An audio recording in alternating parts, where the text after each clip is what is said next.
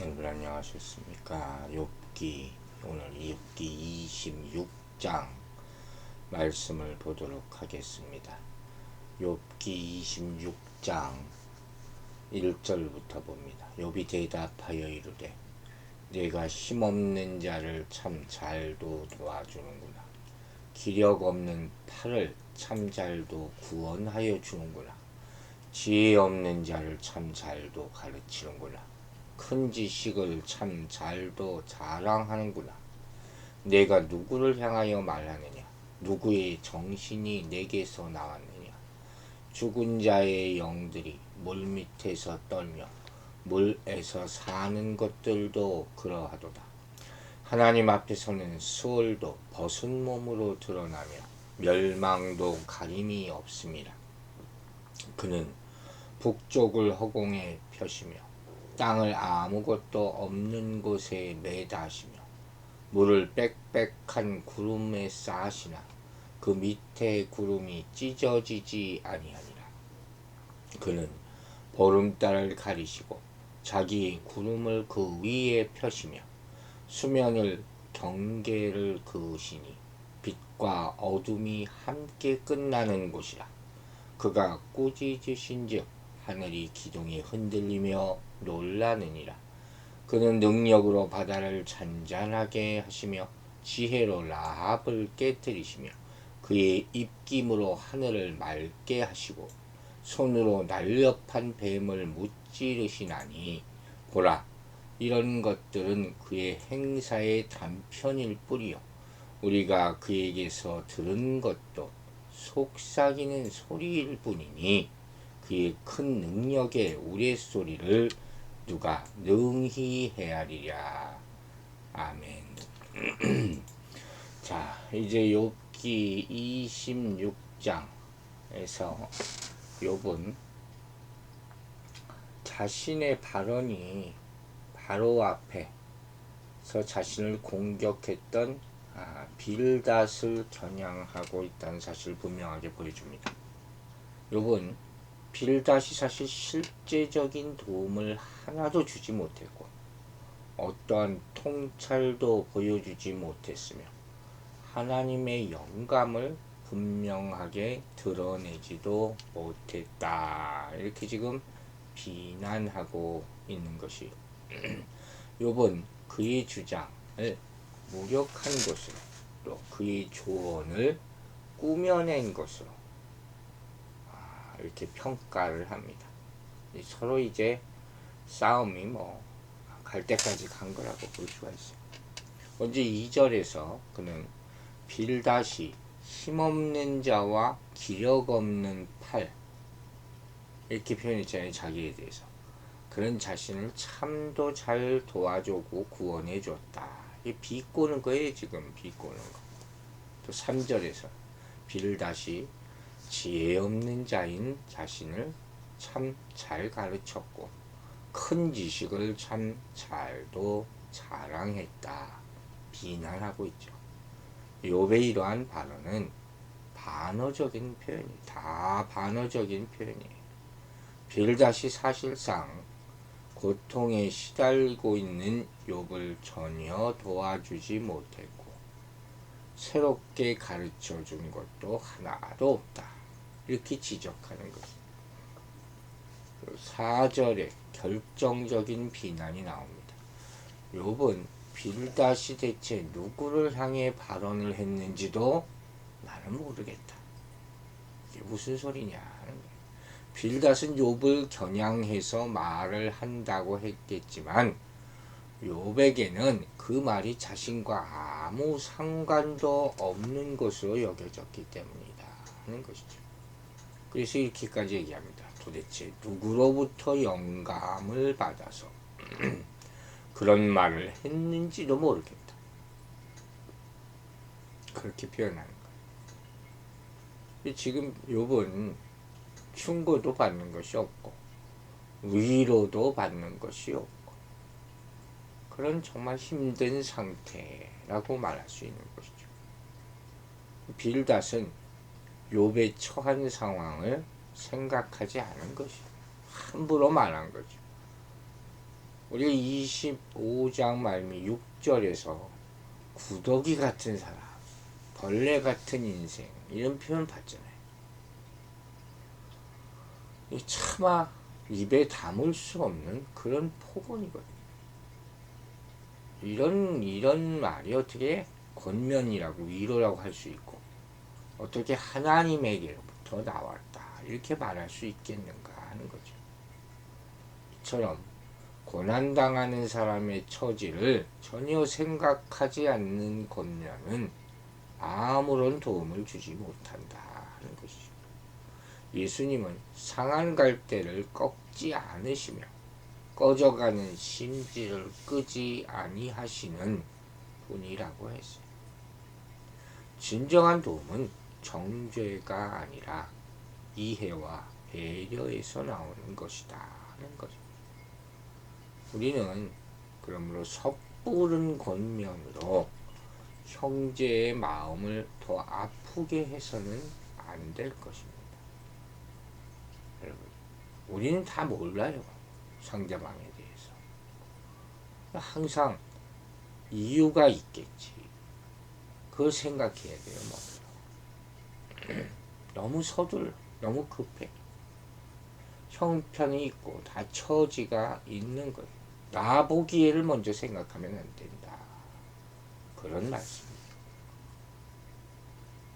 이게 욥의 경우죠. 내가 알고 있는, 내가 눈에 보이는, 그러나 그대로 행할 수 없는 상황에 있는 그런 사람에게 자꾸 같은 말을 하면 그 듣겠습니까?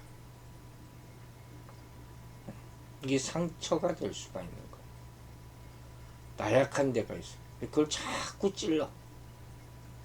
그럼 그 사람이 그걸 권면으로 받아들이고 일어나고 회복할 수가 있겠습니다. 그 사람의 소화 능력을 생각을 해야죠. 힘없는 자, 기력 없는 자, 지혜 없는 자, 이걸 오히려 찔러면 안 된다 하는 것이죠. 또 무슨 생각을 품고 있느냐 하는 참 의미심장한 말을 합니다. 이게 영의 문제죠. 사람과 사람 사이에는 부딪히게 돼 있어요. 영이 다르거든. 영이 아니면 둘 사이에 통할 수 없다. 성령의 감동함이 있어야 된다. 성령 안에서만 가능한 거예요. 이게 오순절의 역사예요. 그 다 다른 사람이 모여 있었잖아요. 그래서 성령 받고 나서도 어찌할꼬가 나오는 거예요. 어찌할꼬가. 어찌할꼬의 결과는 다 틀리잖아요. 이걸 보고 어떤 영이 들어있느냐 이걸 알 수 있는 거죠. 그러니까 성령으로 인한 감화가 있어야 돼요. 그러기 위해서는 겸손의 영이 있어야 된다는 말을 하는 거예요. 그래야지 이신전심 성령은 성령으로 통하는 거예요. 우리가 마음이 통한다 이거 어려운 거거든요. 성령이 그렇게 하는 거예요. 그게 교회를 이루는 거죠. 위로의 필요 조건, 필수 조건은 바로 이거예요. 뜨거운 말, 뜨거운 말. 말재주가 아니고 가슴이 뜨거워야.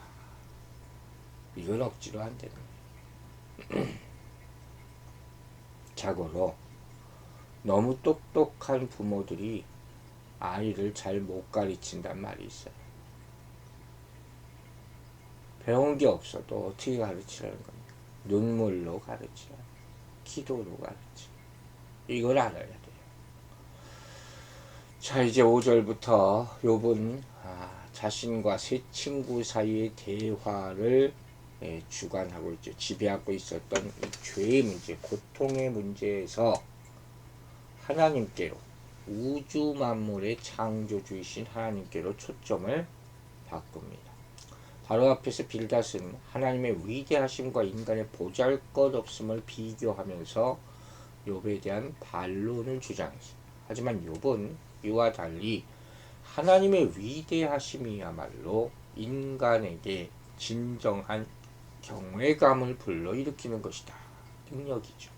이렇게 말하고 있는 거예요. 그럼 먼저 우주 공간에 있는 어떤 존재나 어떤 공간도 하나님을 피하지 못한다. 그분 앞에서 자신을 감출 수 없다 하는 사실을 말합니다. 그게 하나님의 위대함을 입증하려고 하는 거죠. 사람의 눈으로 볼 수 없거나 보기 어려운 존재들, 그런 거죠. 또 이를테면 본문 나와 있는 물 밑에서 떠는 죽은 자의 영들, 물에 사는 것들, 하나님 앞에서 벌거벗은 몸처럼 드러날 수밖에 없는 수월과 멸망, 웅덕이라고 표현되어 있죠. 이런 것들 다 우린 잘 모르는 거죠. 하지만 중요한 것은 뭡니까? 하나님은 우리가 수월에 들어가거나 멸망에 삼켜져도 우리를 감찰하실 수 있다. 그래서 욥은 죽음과 같은 상황에서도 자신을 살펴보실 하나님을 끝까지 바라보게 되는 거죠. 이게 신앙이에요. 7절부터 욥은 현대인들에게는 다소 생소하다고 할 수 있는 고대 이스라엘 사람들의 우주 개념, 그리고 또 가나안 지역의 신화적인 표현을 빌려서 하나님의 창조의 주권과 권능에 대해서 묘사합니다. 이 욥기가 시라 그랬잖아요. 시가서. 정말 이게 심오한 시예요. 그의 발언에 담긴 이런 시적 표현에 의하면 가난한 사람들은 신들의 회의가 열리는 장소로 간주했던 북쪽을 하나님은 창조주의 자격으로 허공에 펼치셨다. 또 사람의 생존 공간인 땅을 아무것도 없는 곳에 매달아 버리신다. 이렇게 표현하고 있어요. 북쪽은 여기서는 방향을 가리키는 개념이라기보다는 높은 하늘을 가리키는 그런 공간 개념으로 쓰인 말이에요. 시온산을 북방에 있는 산, 이렇게 시편 48편을 표현했거든요. 그런 예라고 할 수 있죠. 또 하나님은 궁창의 물들을 구름으로 감싸시되 그 밑에 구름이 찢어지지 않게 막고 계신다. 이렇게 표현했어요. 하나님의 우주적인 권능, 그죠? 그렇게 하나님이 막고 계시자면 물이 다 떨어지지 않겠느냐 하는 시적인 언어죠. 공중에 물방울이 떨어져 있다. 그게 어떻게 가능할까? 그죠? 대기권의 물, 구름, 어떻게 다 만들어지는 것일까? 과학으로 증명하려고 현대인들은 하지만 누가 처음에 이렇게 만드셨습니다. 그게 하나님의 권능이라 하는 것이죠. 우리가 비행기 타면 구름 위에 올라갔다 내려갔다 할 때가 있잖아요. 그때마다 감탄하게 되거든요. 나중에 한번 보세요. 또 비를 또 하나님이 쫙 내려지게 하시고, 그러면서 창조주를 묵상하는 것이죠. 그러면서 하나님의 능력을, 영광을 나타내는 것.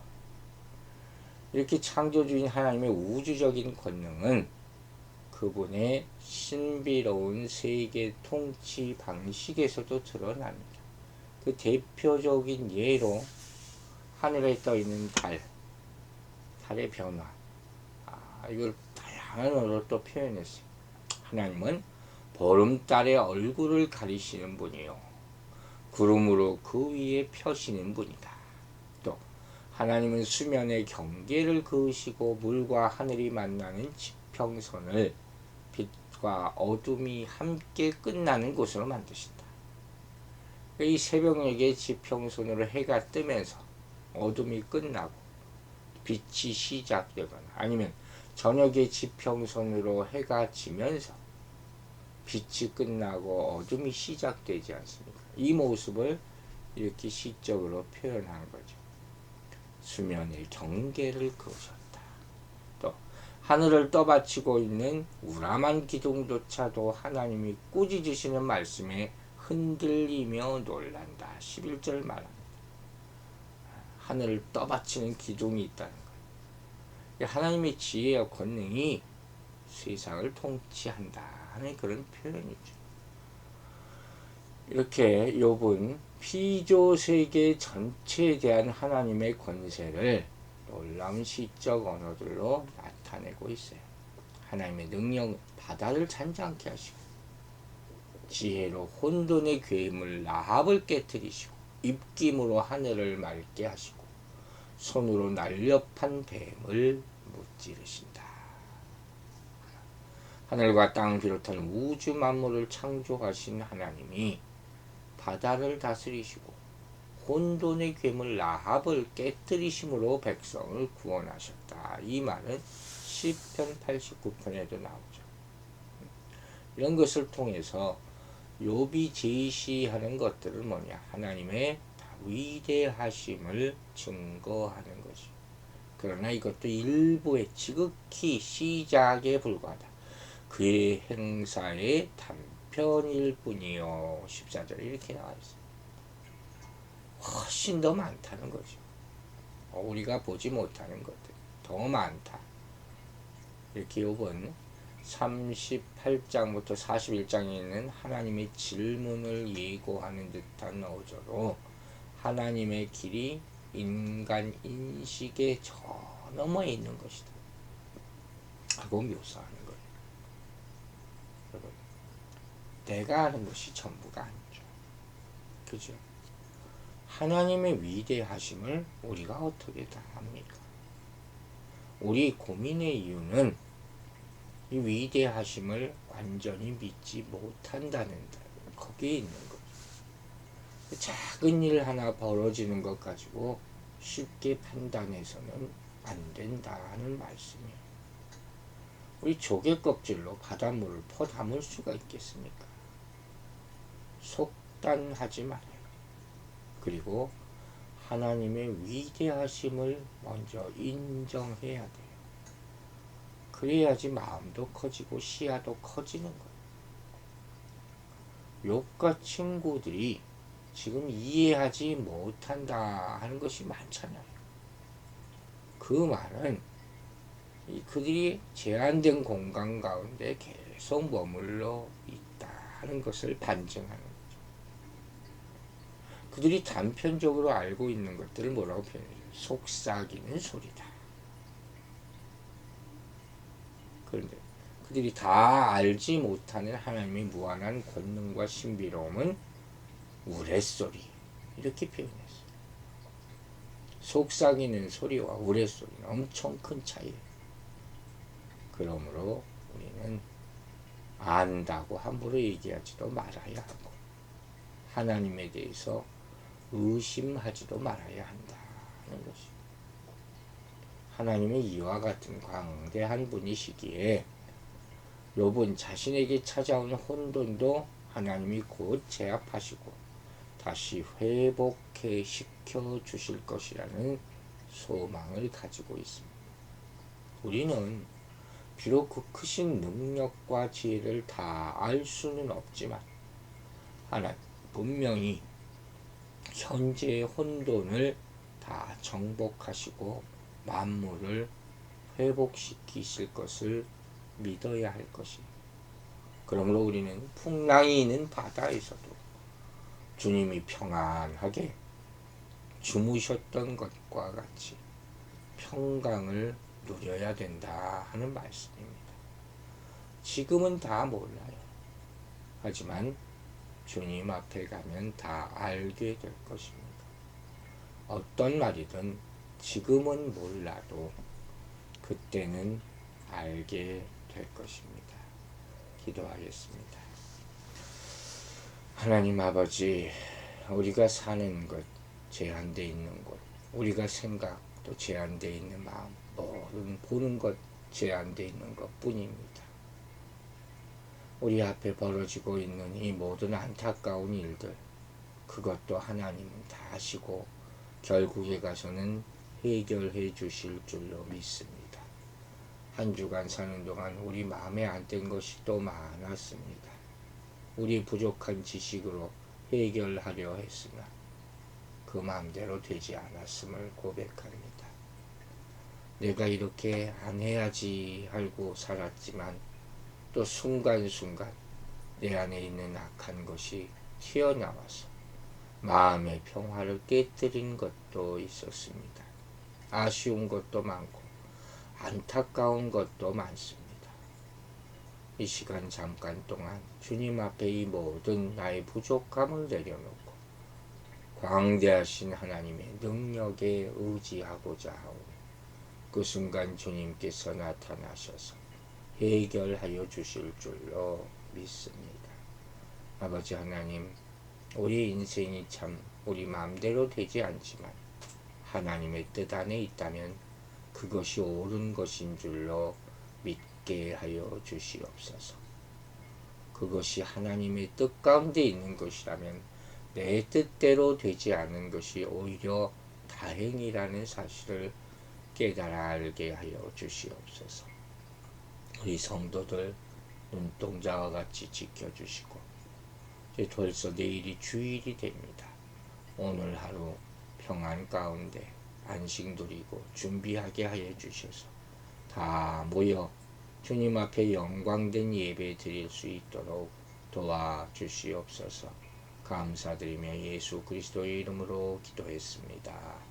아멘.